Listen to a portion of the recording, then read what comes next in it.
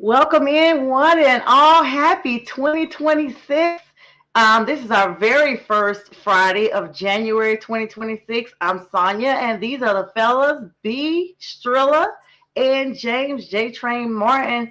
Good evening, gentlemen, and again, Happy New Year to you and your families. Can y'all believe the holidays are over? Thank God. Yes, unfortunately.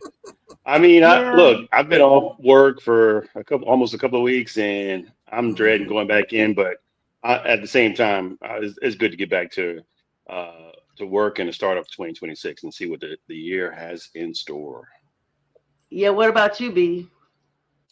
Yeah, I'm actually kind of ready to get back to the grind, get some stuff done. I got a whole bunch of things that I want to get this year that I kind of put off last year. I need to get done. So um, I'm just trying to go into 2026 with a better positive mind and get stuff done, get Absolutely. together. So I like that. Yeah, so classes are going to be starting for me 10 days from today, T minus 10 days. And we already have reading assignments that I plan on starting this weekend with the transition over to the second semester of school. And so I too have been off and been gone. And so thank you guys for holding it down in my absence. I just realized when we did the show last week that I was literally gone 2 weeks out of the month. And, once that's gone, that's like half the month. So this is our first episode. We appreciate everybody for all the support in 2025. We look forward to a productive and blessed 2026. And I kind of am like you, B. I'm just like, this is no resolutions for me. This is just being the best version of myself that I can be, or should I say the improved version? Because every mhm. year that we're still here, we get an opportunity to be better than the year before. So it's more like an advancement with no due date. So there's no due date on what I'm trying to get done. It's just all positivity and all love. And we share that with amongst ourselves and with all of you. So we got a lot to talk about. It's been a very busy week ending 2025 and started 2026. I mean, football galore. Of course, we'll transition over to NBA, baseball, what have you, as those seasons become a little bit more prominent in the news right now. So let's talk about CFP, guys. I saw some group chats. You guys know I was moving about. I saw some group chats that we're part of about CFP games. And I guess the biggest news, well, two big news, Georgia being upset. And not only them being upset, but the Canes also upsetting. And now I'm looking like they're going to be facing Ole Miss, guys. What were your thoughts on that game? All the games, all the bowls. Well, looking at that that Miami game, it came down to the wire. It was a big surprise. I wasn't expecting Miami to take down Ohio State like that. I really, and I know A Train, if you're out there watching, Bird, you you need to be deserve. on here. How about that? He's watching from the shadows. And Yeah, so he's he's hurt. he's definitely not going to come on anytime soon. But No, we'll see him in What are they 2027. thinking? I Mm, really wasn't expecting an upset to occur. I'll be honest with you. I didn't pick OSU to get past the semifinals. I thought they would get beat by I think they would play Indiana or play them. I told you he's watching. He's watching mhm. for sure. But I really thought Ohio State would get past this game. This really surprised me, and I'm pleasantly surprised because Miami is a team that I don't think anyone saw coming except Keith, our partner Keith. I don't think he was just being a homer. I think they actually have some good, really good defense, and they have some good pieces on offense, and so they've shown some things that they can contend. I just don't see them moving in the next fight. Like you said, they're gonna be playing Ole Miss, and I think they have an opportunity to beat Ole Miss, but we'll see. Ole Miss is another surprise team that's just be considering the whole Lane Kiffin situation where the coach is no longer there. He Right. allowed his coaching staff to go there and keep the momentum going, and lo and behold, here they are, 39 to 34. They upset Georgia. And so another surprise. I didn't pick them to beat Georgia. I had Georgia winning this, and out of all the teams that had buys, Indiana's the only one left. The Hoosiers. Who would have thought the Hoosiers? B, what were your thoughts? I mean, J Train has valid points. Those two games, you kind of go in there and I'm gonna be honest, Keith, love you. We're very close part of the family, but I don't know how a Boston native is a fan of a college football all the way at the tail end of the country in Florida. Not Boston College, y'all, but the U. It has to do with his wife. I think she's an alum there, and I think and she's a huge fan of Miami, and so he got pulled in. Yes. Yeah, B, what were your thoughts on that game? Well, those games, both of those. I mean, if you look at it, 3 of those games were upsets because, you mentioned Miami upsetting the team down south, and then you mentioned Ole Miss beating Georgia, which was a surprise. That was a surprise to me because Georgia rather handled them handily this season too when they played. So it was kind of in Oregon beating Texas Tech. Yeah, that one was a big shock for me too. I thought Texas Tech would come in there and and Bo called that one, by the way, too. He said Oregon was going to win that game. So, but it's like the 3 upsets right there. And don't be coming. Don't come on, be me. Nope. You're going to get the full throttle of this one, bro. Because I keep trying to tell people. They keep trying to put Ohio State up there at the top, and they always overrate them. They didn't play anybody this year. Don't tell me Texas. And again, Fern, you have the link. We are inviting you. We know, you're so busy. You're supposed to be part of the fellas. But again, when my team got swept by J Train last week, I had to take the screamathon from him when we got swept, and I faced the music. The only time I haven't been here is if I had testing or I was out of town. So I was here, and we got swept by, at the time, the least scoring team in our division. So if I can be here, send it to him, B. He said send him the link. That's it, A-Train. Take your lumps like a man. Right. Lick your paws like Lawson. Lick your paws like Lawson. We already making new positivity in 2026. All right, so yeah, B. That's really good. I mean, J Train, you brought up a valid point. This has been a conundrum of coaches throughout this entire season with offensive coordinators, head coaching switch outs, a lot of realignments that we just didn't see coming. And some of those that are important, like you said, Lane Kiffin was the biggest news, but in him leaving, that created a vacancy as well with them. And let's see. So let's go back to the scores, and then we're going to talk about those coaching things while we wait on A-Train to come on here. Number 10, Miami secured a 24-14 victory over number 2, Ohio State. We're going to put a pause in there because we know Fern's got, as many excuses as he has for those Giants who are, I think, have they won a third game yet? It's the last week of the season. They're the same. And I will say, for all you people who are out there talking about J-Lo's divorces, Ohio State winning, and a Pope being elected and all this stuff, and the Panthers going to the playoffs after they open with the Jaguars, I hope that this is not an indication that will not happen. I'm still going to hold out hope for my guys.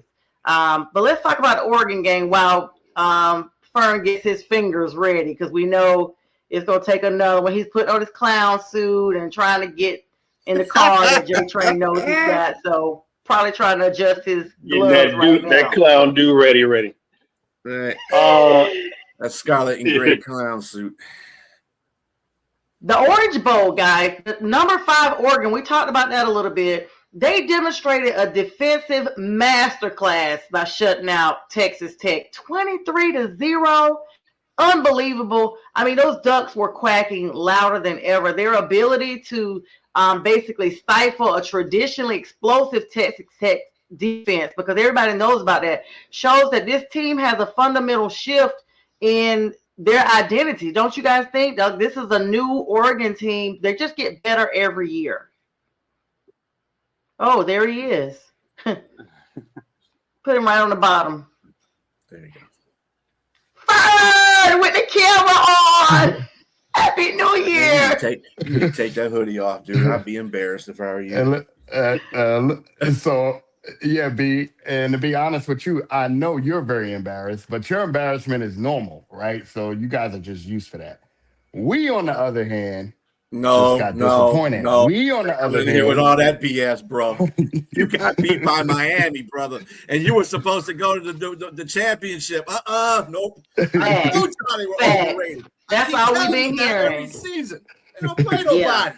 Who you play? You ain't play nobody. We just came off a chip run. Let's see what he got to say, y'all. This is an honor for him to be here. So we can talk about past chips because we got one. I want to give you the platform, Fern, because it's an honor that you would make time. I mean, you look amazing. I mean, where are you? Like, we literally don't even see you. You look great, brother. Yeah, dropped some pounds. I needed it. So okay, I need to get out there with you. I'm with you, man. I'm with you, man. I needed it, y'all, badly. But or were you just stressed out about your teams? You know, between the Giants and Ohio, man, you probably not eating anything. Just drinking a lot, but not eating. Killing your liver. I'm becoming like J-Train when he made all those guarantees. Remember that year? Oh, don't try to change the subject, sir. Yep, no, this is you this time. Right. That red is dead now, right now, brother. It's like Tupac. All eyes on you, baby. All eyes on you. Listen, you got the new Tupac album. It's a Forest CD. This multi-platinum. We're gonna be talking about OSU all year now. No, I'm just kidding. I'm gonna give you a pass. It was an upset. Let's just say this. It was an upset. It was an upset. You know, they came out and they put pressure on us immediately. That their defensive line, which consists of really two people, which is Ruben Bain and that defensive tackle, you know, they put Sand in a box, and I just don't understand. He can't climb the pocket. He's not a mobile quarterback. I don't even think he wants to be one. Right? There was opportunities where he could have got out of Dodge and created something, and he didn't. Right? Kind of like what the Ole Miss quarterback did last night against Georgia. I mean, that was all him. Right? Sand was a statue back there, and I'm like, there was plenty of opportunities where he could have got 5, 6, maybe even more yard gains when they started the pressure, and he didn't. He just stood there, and he took the hits, and it's strange to me. I'm not sure what that was. I'm not sure what Sam was thinking. And of course, I do go back to our schedule, right? We didn't play as much competition, so we didn't really have a good gauge. So Indiana, and when we faced Indiana and just recently Miami, you know, we saw some defenses that we weren't used to, right? So, you know, we were on that kind of that championship high, was like, you know, we got our 2 wideouts that can beat anybody's back end. You know, we got a running back that can run the ball. And they said, you know what, we're going to watch film. Signetti said it best, you know, when they asked him about Alabama in their past, he says, I only know the guys that's on film. We don't know anything about Alabama in the past. So, you know, kudos to Miami. They watched film. They did what they needed to do. They kind of took their foot off the gas in the second half and allowed us to do what we do, but they finished the game, right? And, you know, as much as it was a disappointment to me, but I'm happy for what we did last year and what we did this year. But now, you know, I don't know if Sane is going to be back. I would love to see Tavian St. Clair at that position because he is a dual threat quarterback. I am interested to see what they do. I'm not sure if you've seen, J-Train, we got your wide receiver coach. He just signed with us. Okay. Yeah, he just signed with Ohio State. Guys responsible for Malik Neighbors, Justin Jefferson. He's over there now. He took Hartline's position. So I mean, I get it because Lane Kiffin's got his groups. Got his crew. He's got his crew. And hey, I wanted to go back to the Ohio State game. The situation, did the momentum change when Keontae Scott caught that interception right off the bat? I mean, is that where it changed? And Oh man. how, Yeah, go ahead, J Train. Mhm. I was just gonna say, is that where it changed? And going from that position, I mean, like you said, Julian's saying he couldn't really, he couldn't really like he didn't have the momentum on his side, nor did he have the option to do to run. But he hadn't done that all year, though, right? He hasn't No. shown any mobility all year. But so why should he have changed it if that wasn't his MO? That's my question. But that's true. I mean, I'll go back. I'll answer your first question with that interception. I mean, that was all film. He saw that coming. I mean, he jumped that without even looking. If saying if saying fake passes that we got, I think that was Brandon Ennis on the left. We got him wide open. He's taking it home. But saying was just he was very robotic that game. Yeah, that changed the momentum. That was 7 points. That if our kicker makes that field goal and they don't catch that interception, or if they do catch it and they don't score there, there's an opportunity for us to win that game. So yeah, that was a big change. Saying hasn't faced the defense like that before Indiana. Excuse me, he hasn't faced the defense like that. We know who we played. Texas was it was both the first week. We struggled that game too as well. But and Michigan is going to be Michigan. Shout out to B. But um, we haven't faced the defense like Miami since Indiana. So back to back, he was shell shocked. He was shell shocked since the Indiana game. He didn't have time to get the ball out. He didn't know how to climb the pocket. He didn't know how to scramble, and he hasn't done that. You're right, J Trey. So it was kind of a culture shock for him. Um, but that interception really changed the momentum of the game. That took the life out of us right there. I mean, you could see everybody on the sideline was looking confused, like, "Whoa, we haven't been faced Stoney, with this all season." You know. Stoney, I know you want to get to the next step, but just one more question for him. I saw at the beginning of the game or before the game that No, Ryan Day noted that. listen. I don't. I'm so happy Fern is on here. Y'all have at it. We'll get to what we need So to get to. okay, cool. Ryan Day said that he was going to take over play calling, and so Yeah. to me that was a bit of a red flag to for someone to take over play calling in the playoff game. Why would you do that versus allowing your offensive coordinator to call the games that he's been calling all season? Do you have any idea of that, or why was the change in place? Yeah, I was listening to a podcast when that did happen. I listen to Giants and Ohio State podcasts all the time. You guys are surprised, right? But anyway, so idealistically, I think one of the reasons the inside source said that Ryan Day took the play calling from Hartline after the Indiana game was because he didn't want Hartline to take a lot of heat, right? Hartline is in a very peculiar position. He's transitioning to the head coach of I forgot what is it South Florida that he's going to? Yeah, yep. I believe it is. So when you have a team like a Georgia, Ohio State, or Alabama, you're going to have a lot of guys coming after you. Kind of like with Chip Kelly when we lost to Michigan. I don't think Chip Kelly wanted to come out. He was in the book. He was in a box, and they was like, "Yeah, don't come out of this box until we clear the stand." But he didn't want Hartline for what Hartline has done for us throughout. I mean, Hartline was responsible for a lot, right? And the development of our wide receivers and getting the talent, getting Jeremiah Smith, getting Graham, getting Ennis, and he didn't want him to kind of go out on a low note because we care about Heartline. He said, "Well, you know what? I know that you have a lot of distractions going on, and I know that there's a lot of things going on. Allow me to assist with the play calling and just say I'm going to take it over so that I'll take the blame." And that was a really, really gentleman move from Ryan Day. So again, now that we lost, it doesn't fall on Heartline; it falls on Ryan Day. So that was the rumor going around in Columbus of why he took that play calling from it.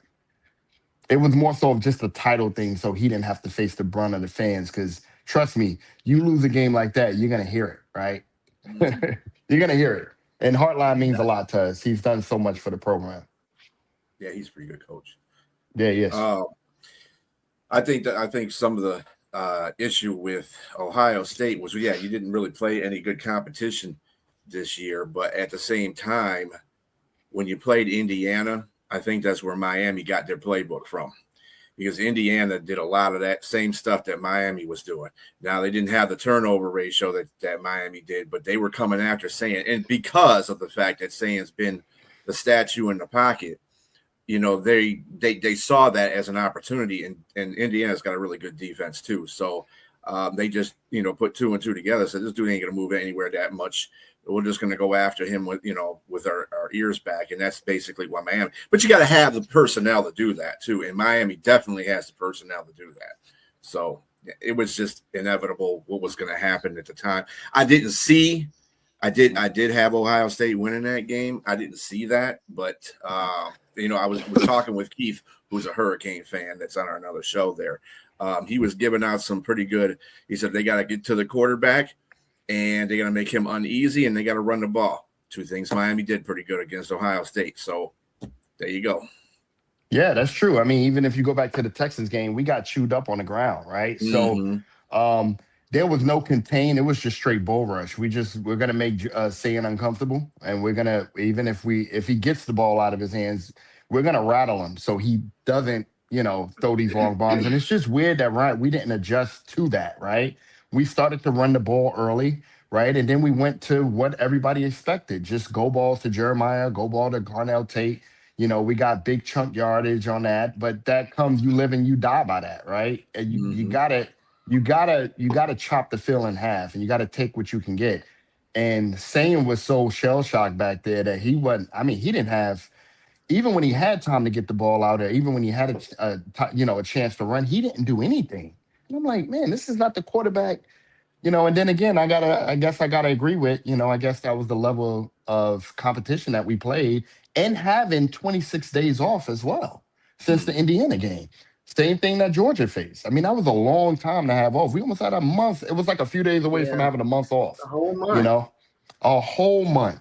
And, I pick Indiana to win. I mean, I don't think Indiana's playing with a chip on their shoulder. They're coming in with nobody can beat us. It's going to be hard to beat a team like that. Really hard. I don't think that was going to be my next question for you, sir. Now that you're sitting on the couch from your vantage point, He's laying on the couch between the Giants and Ohio. He's not sitting no more. He's under the couch. He can't lay on the couch because I'm already on the damn couch. So no.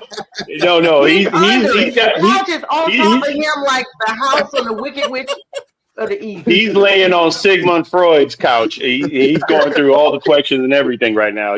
He's trying to figure out what's going on in life. How come this happened? Look, I was just going to ask you about Indiana. Do you? What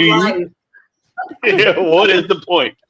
What do you think of Indiana? Like you just said, they got a chip on their shoulder. Do you think that it's theirs to lose right now? I mean, this year, are they the national champions going forward? Yeah, J Train, man. I mean, that's all Signetti, man. I like that guy. I mean, I know they're not really our rivals, but kind of in a sense. But man, they are playing like dogs, and these are guys that are like, man, these are guys that came in that were 4-stars, 3-star guys. But that all goes to leadership, right? If you can get a coach that comes in and can believe in you and fire you up and get you going, man, but so far you can go. That's like a Cinderella story in a sense.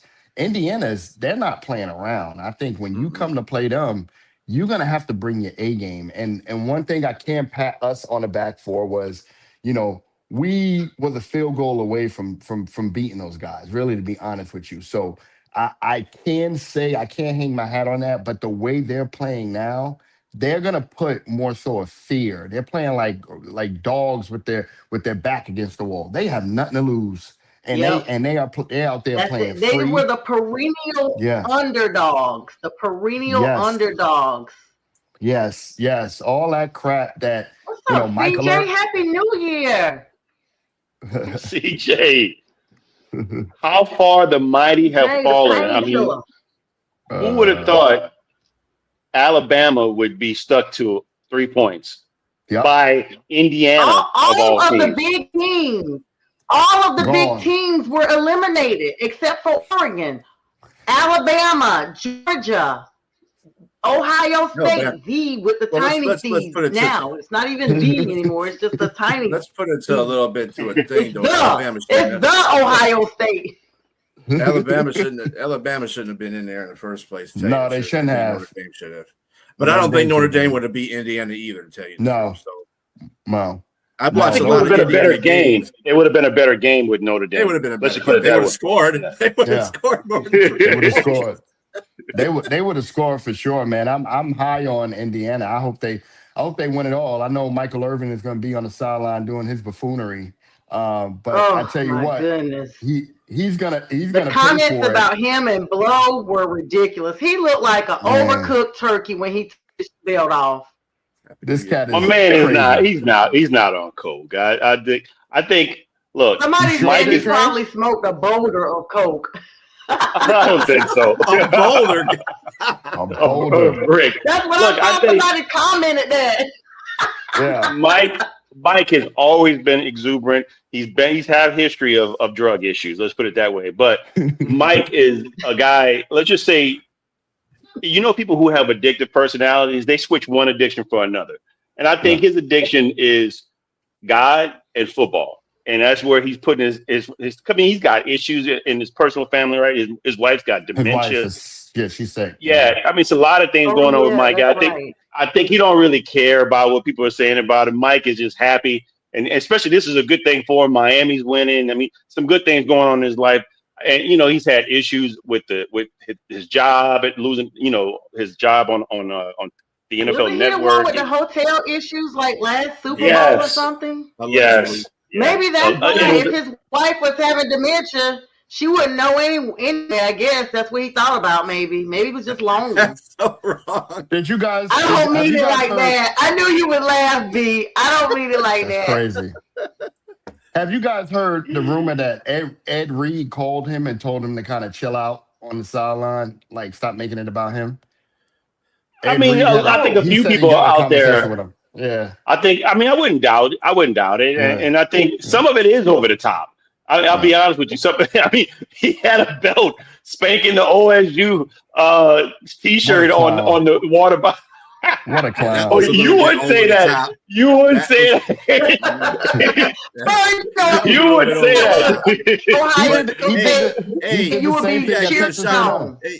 First of all, Ed Reed calling. How about what a clown?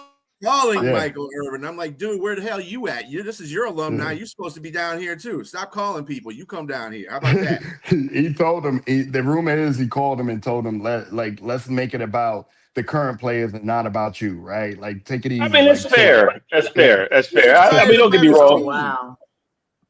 It's fair, but at the same time, I'm glad that Michael is having fun, and I'm glad they're winning. I'm glad they're winning. I'm sorry at your expense, A-Train. I know you had to watch all this. The buffoonery? You're the one with the clown, though, sir. I think the bulk of what we're seeing is because there's just been so many coaching changes. I mean, it started with Michigan Wolverines and the whole Coach Moore thing, but then LSU, when they brought in, they're doing a major reset because after having the embarrassing loss that they had against Texas A&M, they fired Brian Kelly mid-season, owing him a buyout in excess of $50 million. The subsequent move brought Lane Kiffin in, and Lane, of course, left from Ole Miss for LSU, and Ole Miss is still in the playoffs. It's like a major shift as far as the SEC hierarchy, guys. I mean, we're looking at LSU's willingness to pay such a huge amount to get out of that contract. It shows that they're ready to rebuild and get where they need to be, despite the financial pressures that came along with that. And then Ole Miss promoted their defensive coordinator, Pete Golding, in his place. And that was a move that was intended to provide some type of stability and continuity for the team, not even realizing how deep they would be in the playoff run. And then you got your wide-scale staff realignments across the Power 4 teams with North Carolina. Bill Belichick, as horrible as a season he's had as a college coach, he's now bringing in Bobby Petrino Arkansas's former head coach as his offensive coordinator to help out. This move is going to suggest a strategic move for Belichick, basically trying to bring a dynasty to Carolina as he did in the NFL. And then you got to look at the dismissal of Bill Napier from the Gators. They hired Tulane's head coach, John Sumrall. So when you look at all these movers and shakers or less than shakers that are being moved up, there's no wonder that we see what we saw in the playoffs right now. It's just so many moving pieces that you don't realize until you sit there and bring it all together. And you're like, this is why.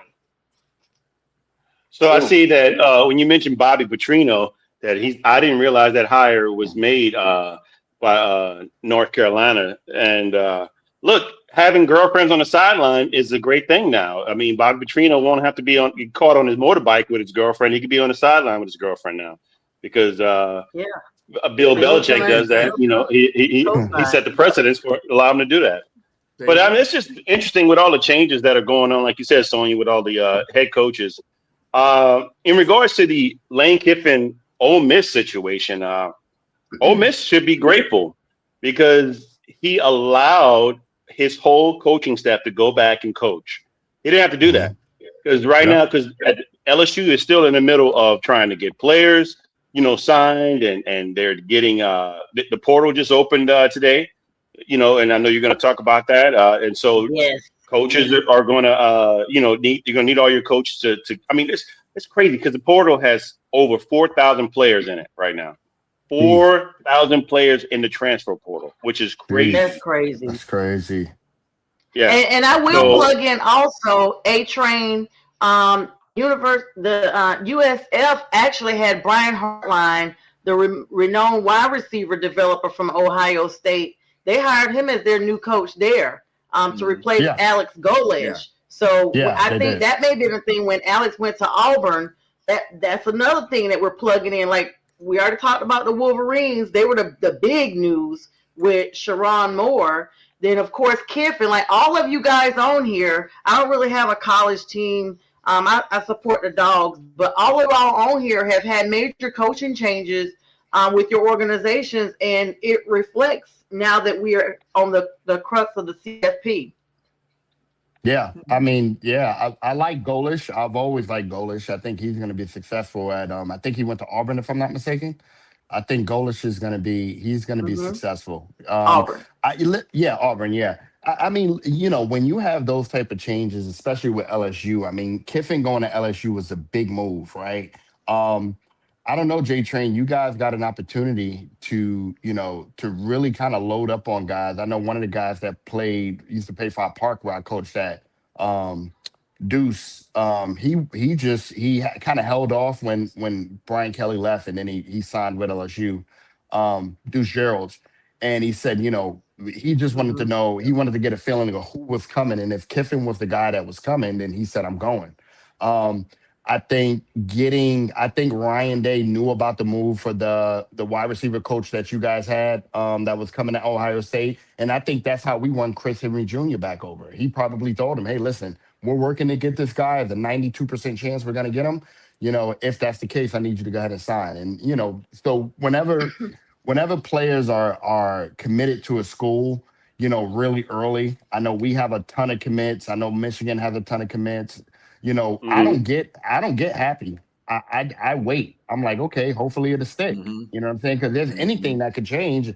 Next thing you know, your 5-star wide receiver, out of IMG, he's going somewhere else. I mean, same thing with you guys. Your quarterback that went to Michigan, J-Train, he was supposed to come to LSU.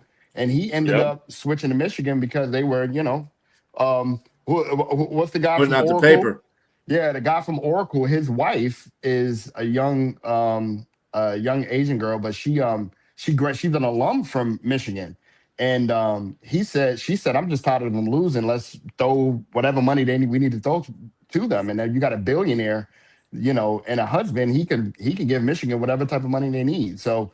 I don't get excited when I hear 5-stars switch in and come in and commit in Ohio State. I'm like, let's see how long it'll stick. Two of the bigger transfers come from North Carolina State. That program has seen significant opt-outs from key starters such as defensive tackle Brandon Cleveland, tight end Justin Jolly, and quarterback Devin Marshall, complicating their preparation for this Gasparilla Bowl. But not only that, Washington State saw almost their whole team exit, including their quarterback, a whole bunch of offensive starters, wide receivers, like their entire starting lineup for Washington State has all declared at the conclusion of their season because they're done anyway. So, like you guys said, I mean, Cincinnati, also another team. The Bearcats facing major personnel crisis ahead of their upcoming matchup. These teams still have some type of bowls or what have you going on. And Brendan Sorsby has entered the transfer portal and is not going to play their starting quarterback. So you got that. You got multiple Samaj Jones. They already played. Everybody, yes. Brady Lichtenberg. I mean, these are big names that we have been looking for, and they are now entering the transfer portal, guys.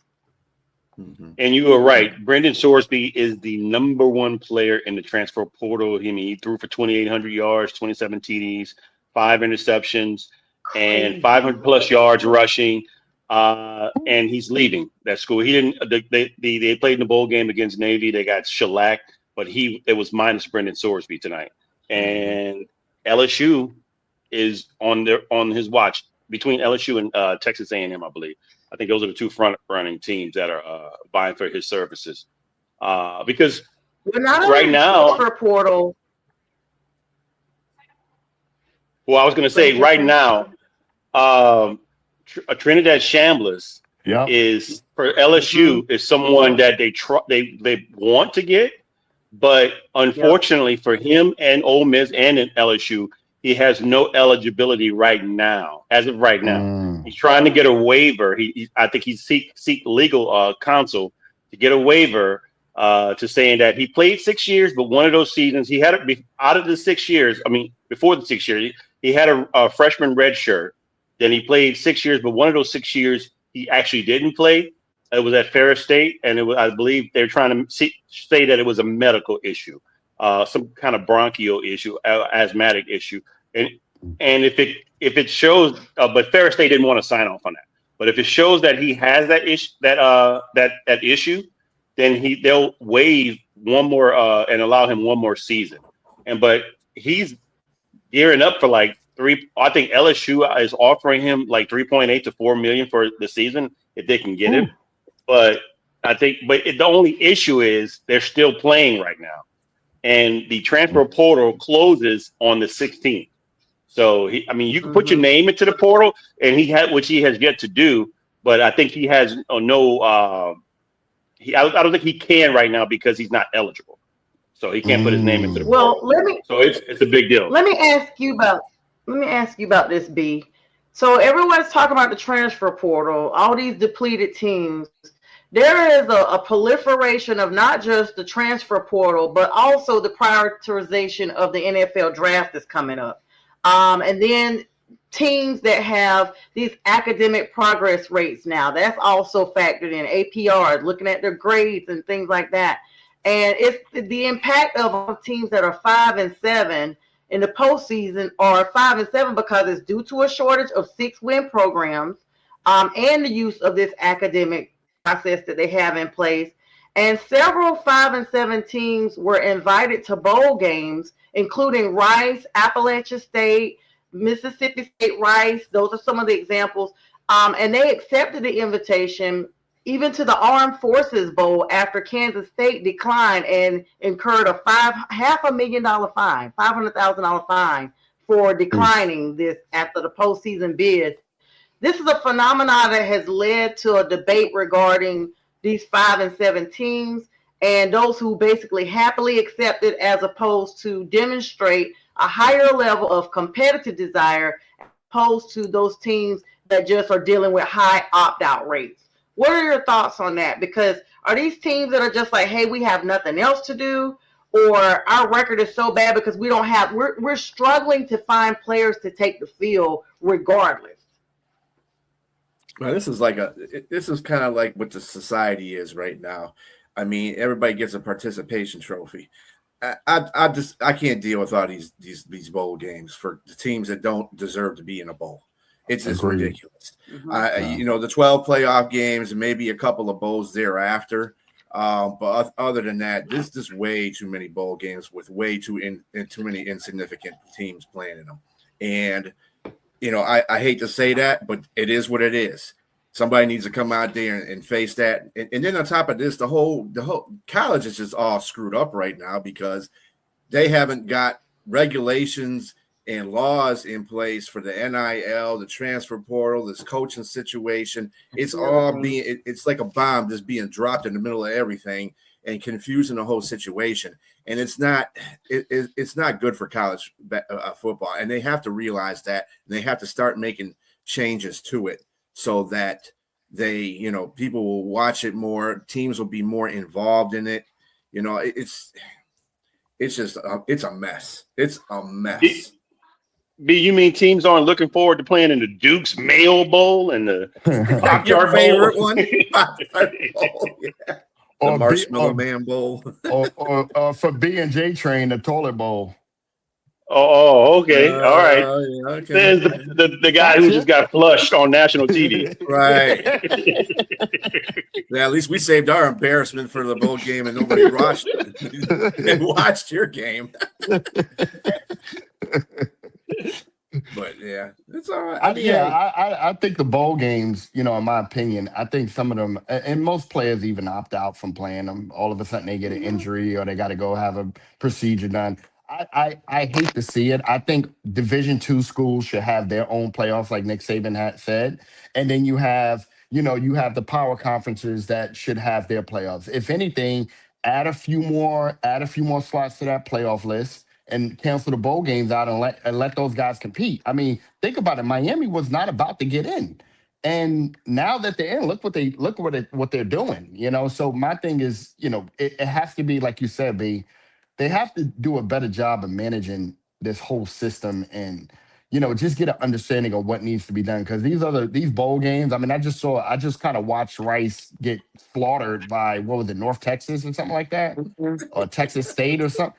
I mean, come on, that's uncalled for. Well, you barely know the damn school is playing in a bowl. Yeah, come on, man. I'm sitting there punishing myself because that's the only thing on, right? By the way, guys, sorry, I had a power outage and I still have part of my stuff is out. So I'm calling in on my phone. Can you guys see and hear me? Oh, yeah, Yes. you're great. Without a doubt, yeah. You're good. Sound better, Okay. actually. Oh. Your phone sound better. It sounds clear. That's what everybody said. All right. So hopefully I look cute too. But anyway, all right. So now, not this late. Hey, Nathan. Hi. Okay, yeah, I see. Okay, so listen, guys. So we're gonna go ahead and segue without my notes now that my system went down on me. I'm gonna have to just go off the top of my head. Hey, sometimes that's the best. Let's go ahead and segue into the NFL as we have some time here. Of course, tomorrow's kicking off a big day. NFL flex games last week of those teams that will decide the number one seed between Seattle and San Francisco, and who will get the number one position for the NFC South, that final coveted spot amongst us in the dumpster league that we have in our division. But we are actually, I can't really say that because everybody on this platform,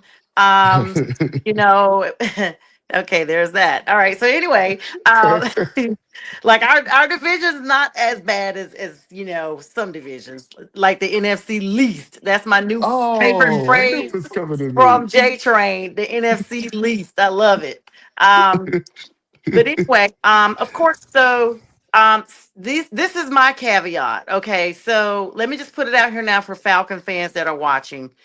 We made sure that we had a little bit of insurance in case the Saints improved, and they did. We knew that this was going to come once they put Shuck out there. We said, shucks, and it happened. They got the broom out, they swept, they mopped up behind us both games at home and in New Orleans. So with that being said, that made us start sliding down the pole like a broke stripper.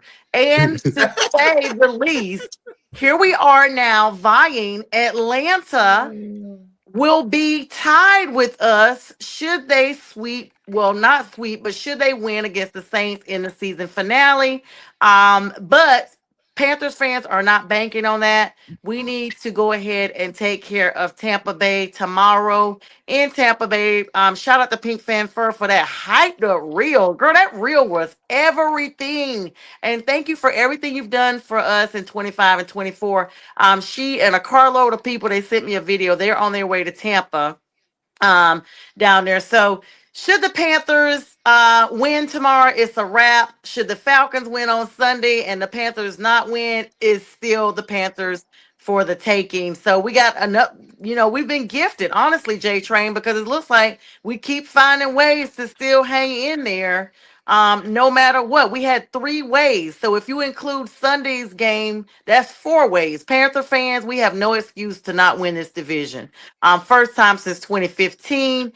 And the only thing that really bothers me, guys, is we have to immediately turn around and play the loser of the Seattle and San Francisco game, which we just played both of them last week and the week before, and they're both in the playoffs regardless. We're just playing them because they're going to be no longer the number 1 seed. So to me, that's terrifying because it's on the road, and we saw what both of those teams did. We've already taken on San Francisco away, and it just looked bad, and they turned up the heat against Chicago last week. I was just like, that game was lit. That was the best game I had watched all season.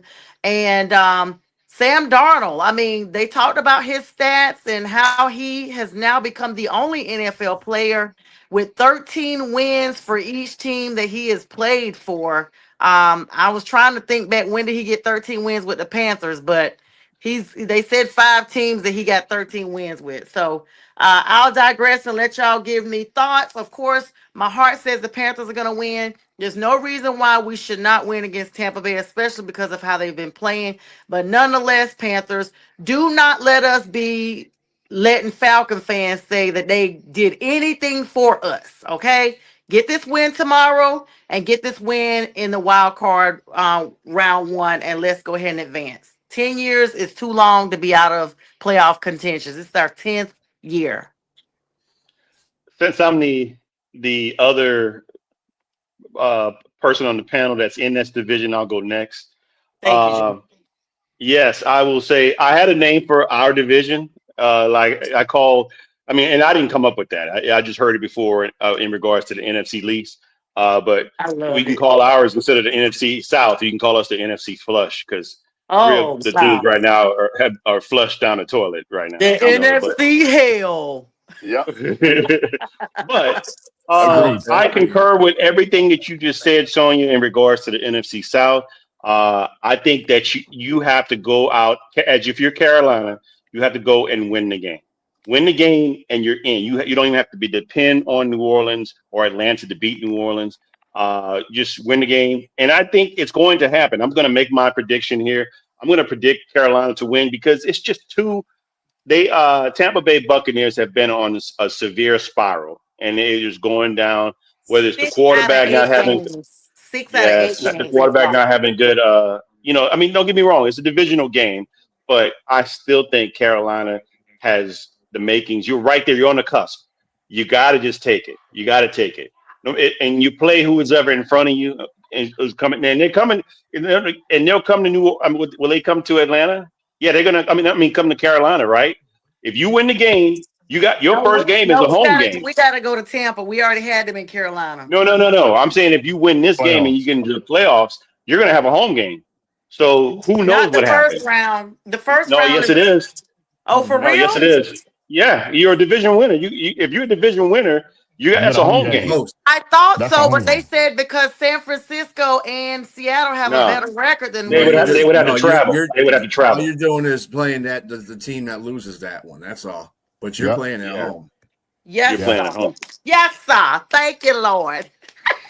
So yeah, any division team in the first wild card, they get a home game. Any division winner. So it's really on you guys to win Saturday, because if you win, I mean you're in, and everything's on you. Everything's on you.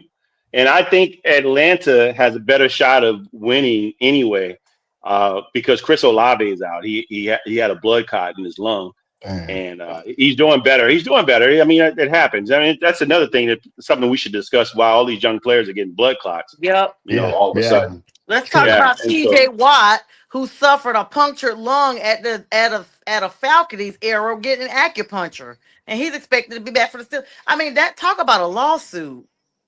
Yeah, Mhm. yeah. yep. Oh yeah. Oh yeah. It was Tyrod another Okay, Taylor so player played that all over again. Tyrod Taylor. Yep, sure was. Yep. So Mhm. what's you guys is okay, so thank you, J Train, for your vote of confidence. Fern, what's your thoughts? I mean, I don't think you've had an opportunity to sit on our platform and talk about NFL. I mean, we saw you with your camera off, but we haven't had Okay. you on here. Here we are, Fern. Week 18, the finale. And even if, and it would crush me, even if tomorrow night my team is not the champs. We have won way more than 3 games, and we would still finish at 8-9 on the season. And I'm okay with that because that's better than 5-12 last year. And the previous year we had only won 2 games. Now, what team that's in the NFC that has gone downward instead of upward is the New York Giants. But let's go. Let's get your thoughts on the Panthers game. I'll just hold that for another time. Well, Sonya, my good sister, I'm gonna tell you what I feel. First off, with the Panthers, the NFC South as a whole, J Train tricked me last week.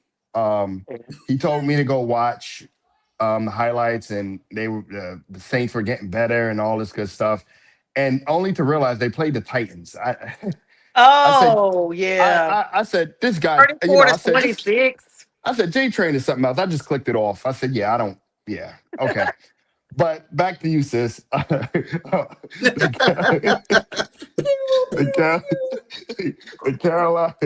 Carolina I'm Panthers. waiting them to come my way. I'm gonna leave the Lions alone right now, and I'm gonna go to the other kitty cats. The Oh, Carolina honey, we are Panthers. grown cats. We are not kids right now.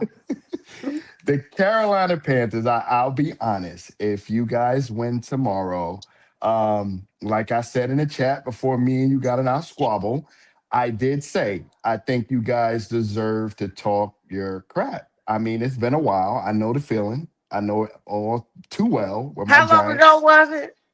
You were It's like been a you while. were like 6 years old. No, I was You were just learning I how Now to you're was spell just your now you're name. just putting peanut butter on the bread there, Sonya. Come on. I was an Oh, adult A when Train, we don't won the be last one. modest. Don't be modest. Don't lie on this panel. You talk crap even when your team is crap. So Thank let's you. just. We will we As you will should. start As putting you should. screenshots up as backdrops.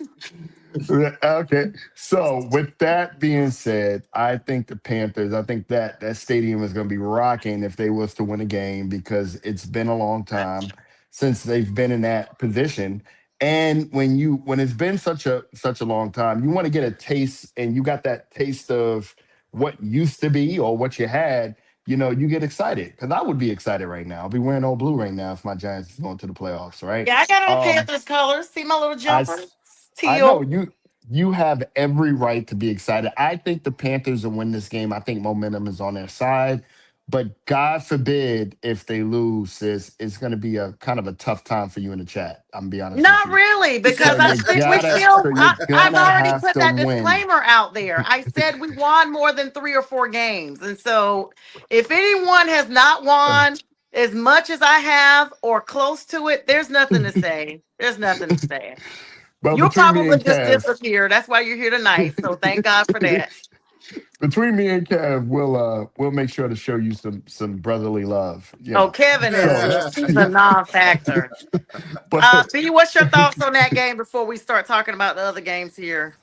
Mhm. I know one thing. Carolina better win that game Yep. because you don't want to go into the playoffs backing in because another team got you in there. And you don't want to go in at 8-9. Come on. No, of Go in course there not. at 9-8. Have some pride about yourself. I mean, Carolina, they basically did what we were talked about earlier, Sonia. I know you had these outrageous projections for 12 Carolina, but that's games. you're a fan. Not But outrageous. anyway, the point of the matter is I said they're going to either finish 9-8 or 10-7, somewhere around that corner, and that's what they can do. They can do that, and I don't know. See, the NFC West is a strong and powerful conference right now. I just don't think anybody. Would you rather have a pissed off Seattle team coming to you or a pissed off San Francisco team coming to you? That's the thing. These teams they're not messing around in that conference. I mean, in that division. I'm telling you right now. I mean, Cardinals are the only ones like, hey, because they suck. Yeah. But anyway, those three teams up there, they're not playing around. Now, the best case scenario for you could have been LA going there because they've already lost there. But well, not only that, we played Seattle and the game was tied at halftime, y'all. Yeah, but what was the end of the score, though? I don't remember. Okay. It was anyway. Bad. So but that's what I'm saying. They don't finish their games. They don't finish their games. That was an ugly game. Yeah, they didn't finish because Seattle decided to say, you know what? We're going to play stuff. Yeah. We're playing now. And this is what they do anyway. Seattle does this every now and then. They go play a game. They don't play. They did that against Atlanta, as a matter of fact. Atlanta played them tough for a half, and then the next half it was like blow them away. We saw some money. We flew the rest of the team. We flew the rest of the team in. So Raheem gave Sean McVay a wad of money on the sideline. So. Yeah, that's what the Rams used to know him. That was like, come on. I know the Falcons ain't good enough to be, but Bijan did have a explosive game. I love Bijan. There's a reason why he's on the intro of one of my songs. When him and Bryce were drafted, I love Bijan Robinson. Bijan's a dog. He's a dog. He's a good player. He's a dog.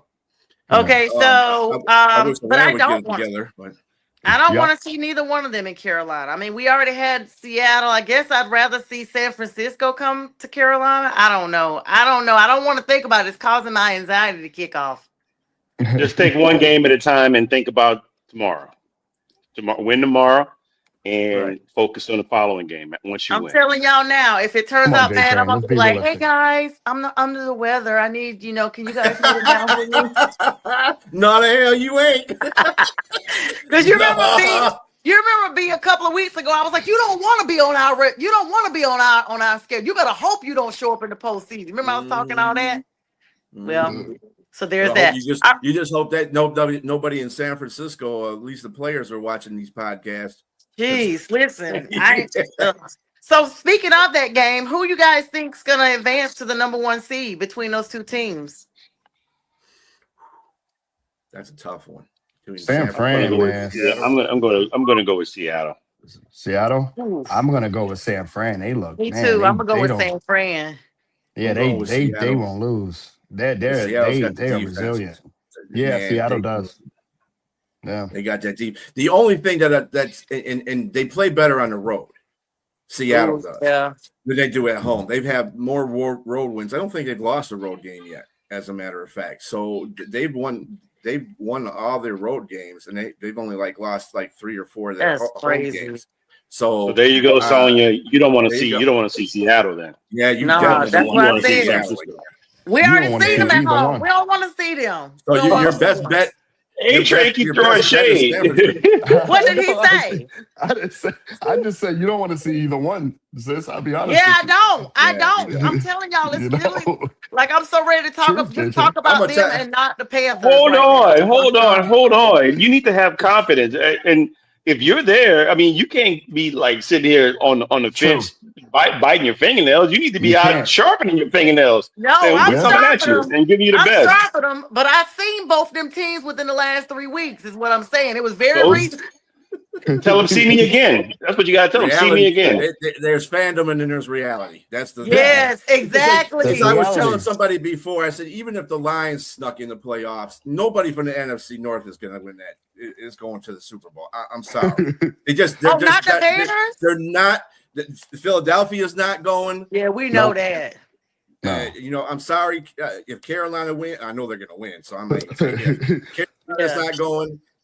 and But what if we going, do? Eagles But what ain't if going. what will happen? What will happen if Carolina does it? Next thing you know, we the NFC. Honey, none of y'all will show up for the I'll show. tell you. I'll None tell of you y'all why, will Well, show up for the show. I I'll tell always you show why. pigs up will to fly. that ain't gonna happen. Pigs will fly and hell will freeze over. Those things actually will occur.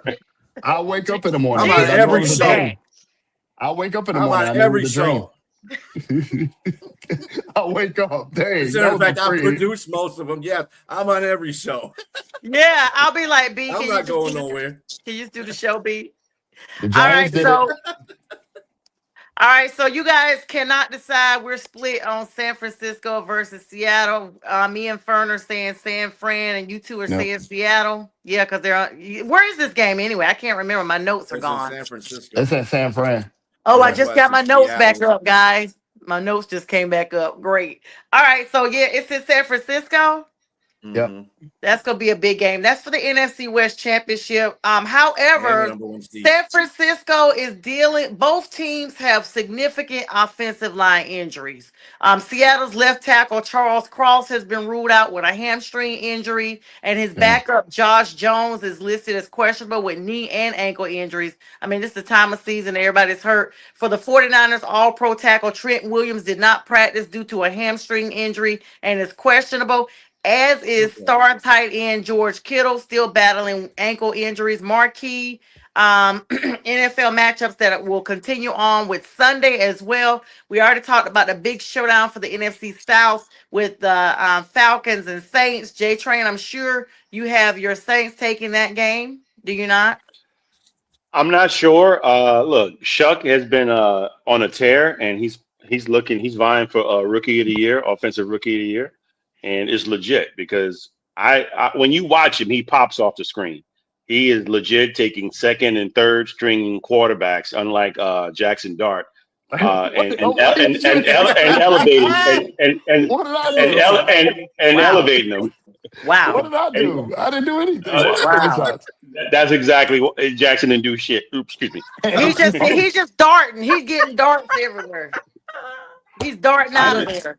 I didn't say anything. I'm just taking shots. What's going on? You know, no, it's your body language, sir. You're shaking your head, everything. But look, I would have given New Orleans a shot if Chris Olave was playing. He was also on a tear too, and so he won't be playing this game. They still got the other guys. They got Juwan Johnson, who's also playing at an elite level at tight end. But the running back Audric Estime had 95 yards last week. I mean, and this guy, if you look at him, what he did in Notre Dame, and he had his 2023, he had 1,300 yards. I didn't realize he was that good. He kind of reminds me of Mark Ingram, and he's like he's a bruiser, man. But he got a little deceptive speed as well. So we got an opportunity, but I just think Atlanta's going to win the game. I'm going to give Atlanta maybe a win by because it's still NFC South, maybe about 7 or 10. So, Oh, you think 7 or 10? And the game is in Atlanta. Yep. So Buzzards fans probably gonna be turning up since they just beat the Rams. They riding high right now. So they'll all show up for the finale. Let's talk about the AFC a little bit. Of course, B and Fern, what are y'all's thoughts about the Falcons and Saints game? I'm gonna go with the Saints because I just feel like they're still gonna get it done. Yeah, I don't know. It's not a game that I'm gonna particularly be. We just want interested in, your pick. Okay, we don't need all that, Fern. I knew you were gonna throw something out there.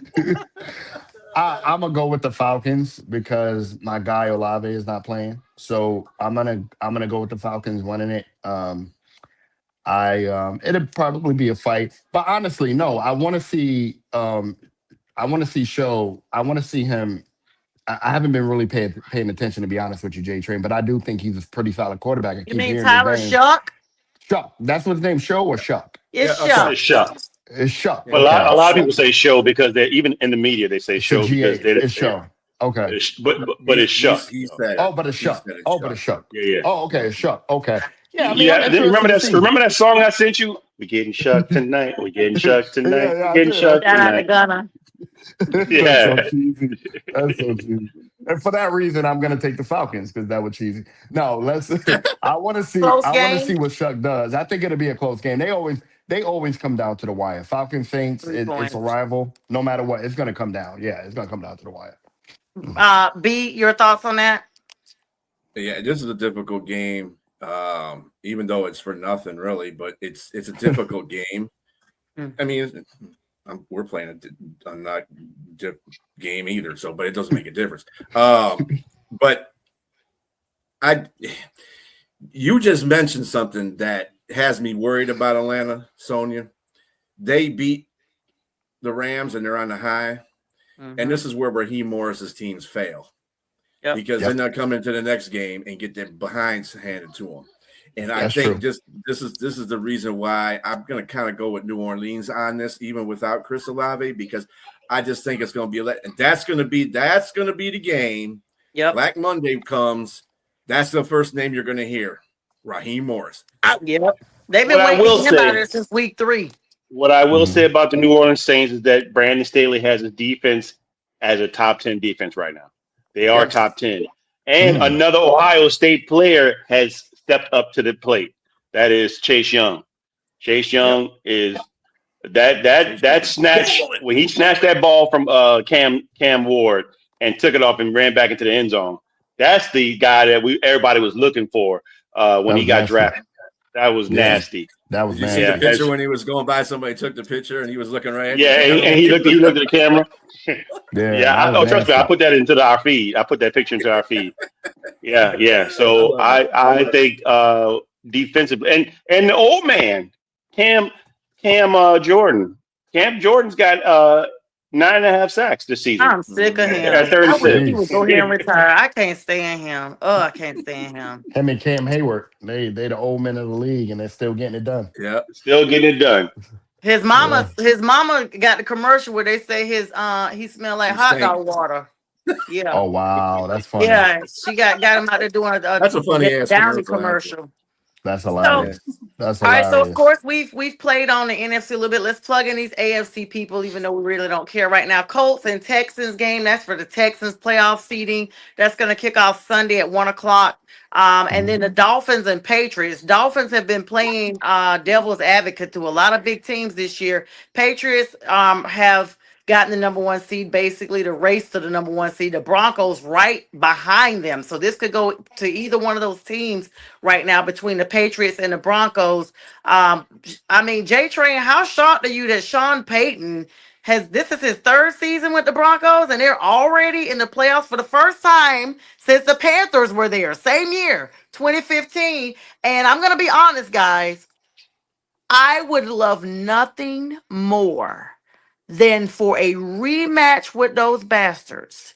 And it would just be epic that we would be there like no one would see it coming. But I'm going to put it out there because if that happens, everybody right now, hashtag this, get tired of me. Get tired of me. But how big is it, though, that Sean Payton has rebuilt that franchise in 3 years? I'm not surprised. I mean, when he first made his introduction to New Orleans, they went 10-6. Obviously, the draft was probably one of their best drafts outside of 2017. Reggie Bush was in that draft. And they went 10-6 and went to the NFC Championship against Chicago. You know, I mean, in their first season there. So, and expectations were high through the roof after that. And so, him making a decision to jettison Russell Wilson was a surprise. Well, it wasn't a surprise, but it was just like, okay, with all that money, that's what made it surprising. And he had a plan. I mean, obviously he got the GM position as well. So he knows what he's doing and what he wants. And so again, I'm not surprised at all. And I'm kudos to them, hats off to them. If they lose this game, you mentioned the Patriots win and the Broncos lose Sunday, then the Patriots get the number 1 seed. And for the Broncos, they need to beat the Chargers and they need a New England loss and a Jags loss to get the number 1 seed. And the Ravens are playing the Steelers for a North winner take all as well. So you got to a lot of people's stuff is Yeah. on the line. Yeah. Yeah. Well, I mean, Denver's in the number one spot right now. All they really got to do is just win. That's all they got to do. That's all they have to go and play the Chargers and just go and win. Doesn't make a difference what New England does, even if they win against, who are they playing? Miami Dolphins. Oh God, poor Miami. Yeah. And it's Right. the same thing with the Chargers. Chargers aren't starting Bobby Abreu. They ain't starting Justin Herbert at quarterback. So I mean, they're sitting him down. So obviously they feel they have their playoff locked in there, so they don't care. So I'd see Denver running away with that one too. So I don't think anybody's taking that number one spot, but Denver. Unfortunately, there's not going to be too much of a fight for that one. But to your point, they got to be the Chargers. Yeah, they got to be the Chargers. Yeah, I don't know how easy that is. Yeah, well, they ain't going to beat them with the quarterback that they have in Justin Herbert's fight. That's so. You sit your starting quarterback down. I mean, that's telling you right there. Justin not playing. Justin's not playing because they already got their playoff seed locked. Mm-hmm. Oh yeah, it's over. It's over. Yeah, and kudos and they can't beat Denver. So I mean, they can't beat Denver to take a number one seed because they messed up and lost to Houston. So Houston shattered their dreams. So and kudos to Phillip Rivers for retiring a second time. He's officially retired again. He'll be back in 5 years. He'll be back at the age of 49, guys. Look for him to be 50 and sign him back up to do what he does best. Probably have 4 grandchildren then, and the other 10 that he already has. Some quick NBA news before we hop off of here, because we will be segueing into the NBA as that season ramps up here. As we have a small lull and break once these seeds are taking place tomorrow for the NFL playoffs, and the playoff pictures are more secured. Teams are struggling to accommodate larger salaries. We're halfway through the NBA. There's a quiet trade deadline going on right now. Trade market, I should say, against restrictive natures of collective bargaining agreements with the CBA. Teams are struggling to accommodate the larger salaries under the new luxury tax aprons that came out, leading many executives to predict that February 5th, the day after your girl's birthday, is the trade deadline will be uneventful, setting the stage for a crazy summer in 2026. Amongst those headlines, guys, trade rumors, of course, Trae Young with the Atlanta Hawks has been talked about, but even bigger than that, Anthony Davis, guys. The Dallas Mavericks interim front office is reportedly open to exploring market for several players, including the 10-time All-Star Anthony Davis.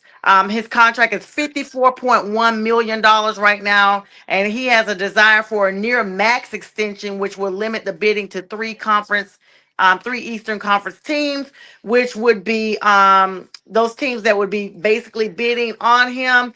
They got Giannis' name mixed in with those as well. And even bringing along Kyrie Irving and Cooper Flag. All of those names have been mixed in with these tradings. Now, the Eastern Conference teams will be Detroit, Toronto, Atlanta. And of course, when you mix in the new Mavericks owner, Patrick Dumont, is reportedly hesitant to move Davis until the team sees him play alongside Kyrie Irving. So, of course, Irving is still out recovering from this torn ACL. So a lot still in the play. And this is just a preview for what we got coming up in the weeks to come, guys. Your thoughts as we get ready to close out? So the apron is a big deal. It's a big deal. I mean, this is what the players and the collective bargaining agreement and the owners agreed upon. This just destroys dynasties now. It's going to be hard for any team to have a dynasty like Golden State. The last dynasty that we saw was Golden State. You're not going to see that anymore, because when you look at what happened to Boston, the unfortunate injury to Jason Tatum, but you thought that, I mean, if you're looking at, okay, 3 of those guys got paid, 2 of those guys in the 300 million range. Mm-hmm. You can't sustain that for like 2 or 3 years. I mean, at max, because once you start getting past that luxury tax, you start getting penalized. After you get to that second apron, if you're in that second apron and you're still there with all that money and you're above the salary cap and you're above the tax line, you're going to start looking at get forfeiture first round draft picks, inability to trade. A lot of that stuff is occurring. So that's why you're saying these guys, I agree with you, and that's just what's going to happen. A lot of these guys are going to start getting jettisoned to other teams because they can't just afford to keep them. And Anthony Davis, I mean, he gets hurt when he runs out for an intro when they call his name. He can't Yeah. sustain any type of good health. He's He get probably hurt tying his going to check shoelaces. his mailbox at home. Oh man, he trips off the toilet after taking a dump. I mean, it just it just hit his head on the sink. I don't know. He's never. I mean, he could play. Anthony Davis, when he's healthy, he's an unstoppable force. But his Achilles heel is literally that. It's an Achilles heel and elbow, knee, everything else. It's something that's always going on to where he can't stay healthy. So yes, I get what the owner is saying. You would like to see both those guys play together. But when I heard this trade, again, I'm still going to go back and say the Lakers won that trade because you sent Anthony Davis to go play with Kyrie Irving, and both these guys have injury history. And you took their star player and for a first round draft pick and pretty much an older player and Christie. And I thought the Lakers still won that trade. Yeah. That's Like a nursing home league. I'm telling you one thing right now. They can say all they want. The Pistons, no, Pistons ain't trying to do that. That's a downgrade. Why would they do that? They have a youthful team right now. They're doing whether the top of the Eastern Conference. They don't need no help with that like that. If anybody they trade for is the Greek Freak. I mean, he gets injured a lot too, but he's one of those teams. Pistons are one of the teams that Milwaukee's trying to get trades for because we have picks. The Pistons have picks, so they can give it to them, and you can give them a couple of players too. I'd rather see that. Not really, but I'd rather see that than have. Hell no, dude. Yeah, I mean, I will quit watching the Pistons if they trade. I will quit watching the Pistons for real. You guys make a good point, and I want to ask Fern about the new non-Thibodeau era. But before I get there, J-Train, what are the Pelicans gonna do with Zion Williamson? I mean, we see him get injured every season. His name should be thrown in the hat as far as getting him out of there and save up some of that cap that you guys have. He's not a Pelican. Well, first of all, New Orleans is going to bar him from every restaurant and fast food restaurant in the city and keep him down there from eating himself into a situation and where he put him on them shots, them Ozempic or something. I think he may have been on that this year. I think he may have been on that. Helping? Say it again. It didn't help him. I seen people get little on social media. No, he's in better shape now, but I think the biggest thing is he's another one like Anthony Davis. He just can't stay healthy. Wow. Mind you, they lost their last game. I think the last night or the night before last, but he's putting the points up. He's putting the points up. And Okay. He's still scoring, and he's just you're on pins and needles wondering if he's going to get hurt. And I love Jeremiah Fears there, and I love Derek Queen. The rookies there, I mean, they're adding to the mix there. So it's going to be a matter of, again, the question about whether he can stay healthy because he plays well with them. They're all playing well together. It's just something's missing. I'm not a fan of Jordan Poole being there. I think that's so weird for me. Yeah. Am I missing something? Say it again. I said, am I missing something? J Train's not a Pelican fan, sis. How does he know all about this? He never talked about the Pelicans with. Well, he's from New Orleans, so I'm just asking him. Sonya, hold on, let me stop right there. Sonya, I feel comfortable talking to you about the Pelicans. I don't feel comfortable talking to this one down here about them. The person that's from New York is not a New York fan. Right. That's is not a Nets. Huh? Nets. I asked him about the Knicks. My bad. No, hold on. Before the Nets even came out, let's give some context here. He wasn't a fan of the Knicks then either. Before the Nets came, so let's not even go there. He wasn't a Brooklyn Nets fan because Brooklyn didn't have a team. J-Train, he's desperate because he hasn't look won. Look what he's wearing now. Look what he's wearing now. He has not won it. What was it? 1990 that the Giants won a ring. A-Train, when's the last time you've been to Ohio? A-Train, when's the last time you've been to Ohio? Teams in New York. So he went last year to a game. I went to the Texas game this year. He went last year too. Yeah, this year. No, I mean before that, sir. Oh, never. God, it's been a while. I went He to the just Oregon bought the game 3 ticket years just to ago. say he supported them one time. He ain't never went there before. He ain't even been to Ohio. I've been to the Oregon game. I went to the Oregon game 3 years ago when we Oh, that lost. was a good game. I bet. Oh, yeah, That yeah. was. You flew and went to that game. I went to that game. Yeah, Where absolutely. was it at? It was at Disappointment Ohio just State. follows you. Oh, look, he said he better start by he needed to get his receipts together, J Train. So he started going to some of the games. But trust me, he was so high in the stadium you could see Jesus' feet. His seats was real high. For the Oregon game, I was. Yeah, I was for real. He was all the way up in the skybox for But real. I can understand his allegiance to Ohio State because New York really doesn't have a college that you could say is Rutgers, Syracuse, something like that. Yeah, Rutgers. Yeah, I mean Syracuse is a basketball team. Yeah, but the basketball team is where you're like, what? You're not a Knicks fan? Yeah. Right. No, And you not. say I that's was about never- Thibodeau. I grew not up really a Bulls fan. Bulls fan. And when I was living in New York, I grew up a Bulls fan. I was a diehard Bulls fan. Oh, that must have went over real well in New York when you were living there. What? That's why they ran him out of there. That's why he in the South now. That's the real reason why he's in Atlanta.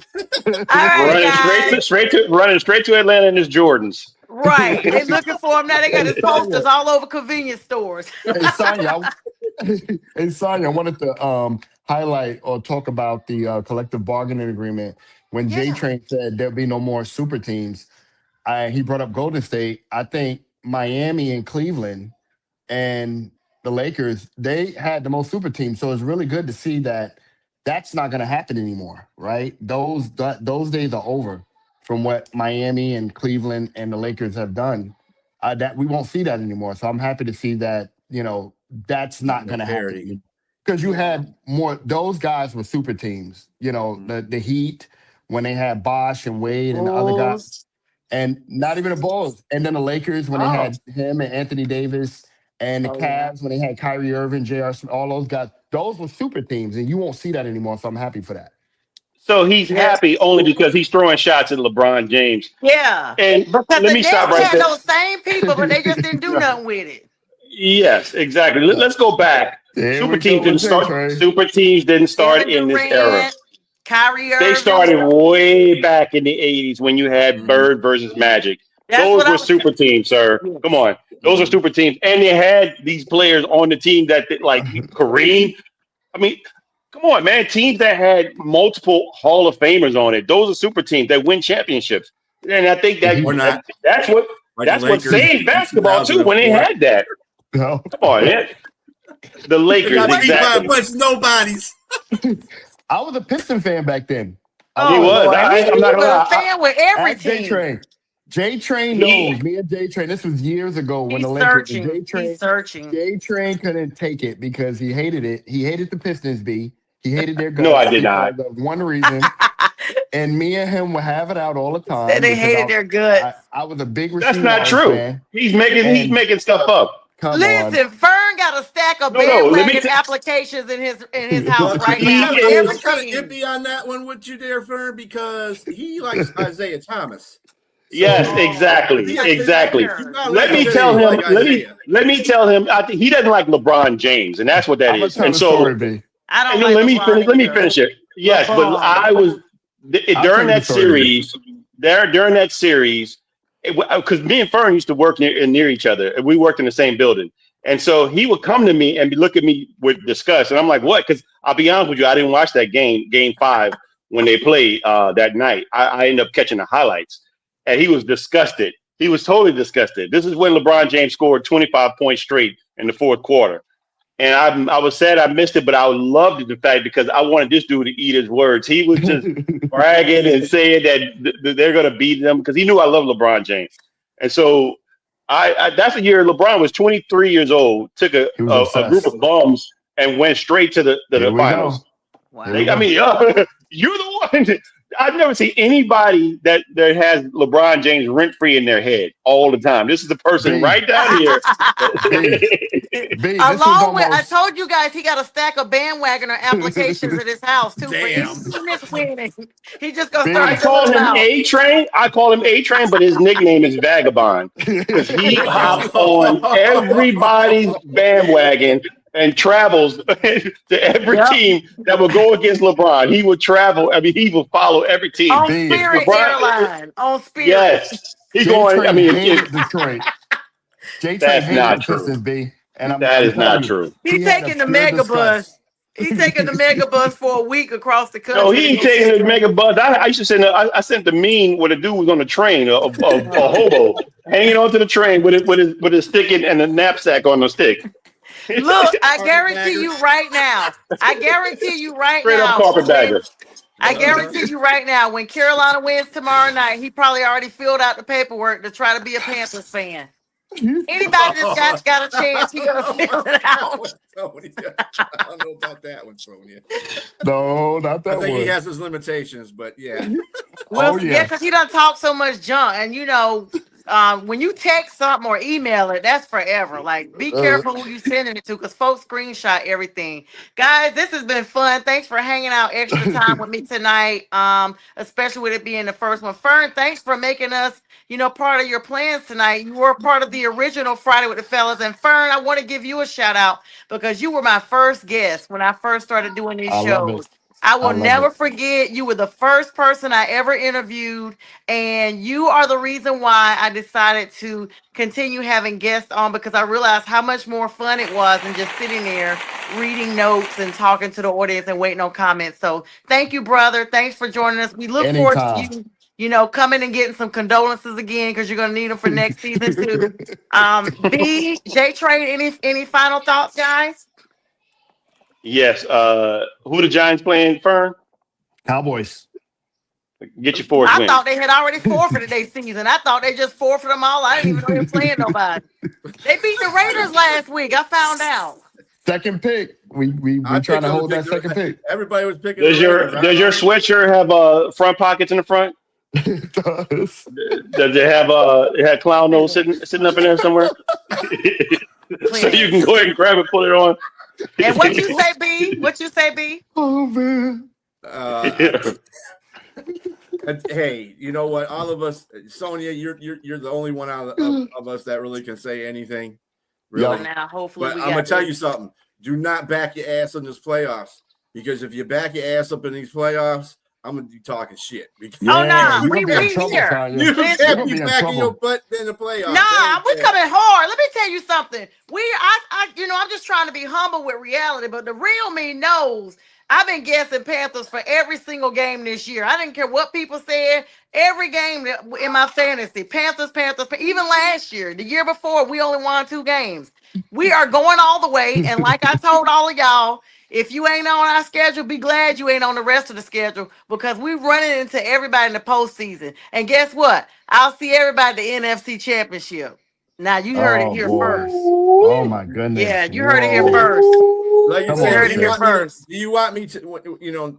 Next week, when they bow out against San Francisco or Seattle, do you want me to hold your calls and stuff like that? Now just, you go ahead. Matter kind of fact, what you start can doing do, production and stuff. is when this show wraps up, save this clip and make sure you have it already playing as the intro, because people gonna know I said it here first. I'm gonna Uh-oh. have it What's played that as an facial intro. expression? I'm gonna have it played as an intro when y'all get there. Trust me. A-Train, what's that facial expression there? I see y'all at the NFC Championship for 2026. This Yes, year. A-Train got a facial expression that says he begs to differ. Well, we talking about A-Train, who ran down to New Orleans and tried the second line over there on Bourbon Street, only to get shipped up out of there, honey. They had him all. He went down there on Delta and left on Frontier, honey. They got him up out of there. They got him up That out was of there. He took a one-way because he didn't know when he was gonna leave. Honey, he that was got a up out of terrible there. place. That was a terrible place. I couldn't wait to get out of there. I was there 2 weeks ago, and I love New Orleans. I can't stand it. Wow. Especially when you lose there, sir. Right? Yes, But you went exactly. down there. You went down there and you went to the restaurants. They said they seen you at all the catering places. I did. Damn. I was at like 4 restaurants. Eating up the people food, but then talking junk about them and they cooking. Oh man! All right, guys, this was so much fun. We wish everybody the best of blessings in 2026. We will replay this at 2 a.m. So if you're still up and you caught us a little bit late, tune in for all the fun. J Train B Striller will be in the morning with Jack Hirsch. Jack, almost 90 years old now, in the morning with the Great Wow. Debate Show. Now that this is a new year, Whoa. and then on Sunday morning, join us all again. I may get up in time enough. I did last week, even though I was a little late. For the first Sunday of the year, 8 a.m. to 10 a.m., we're going to have all the post-game highlights from tomorrow's games and the preview for the season coming up. When we win, I'm going to be up there ready to brag. So there's that. But guys, thank you guys so much for the likes, loves, shares. And with that, we'll bid you guys a good night and we'll see you soon. All right, fellas. All right, sorry. See you guys. All Good night. right. Peace All right, out. good night. Peace.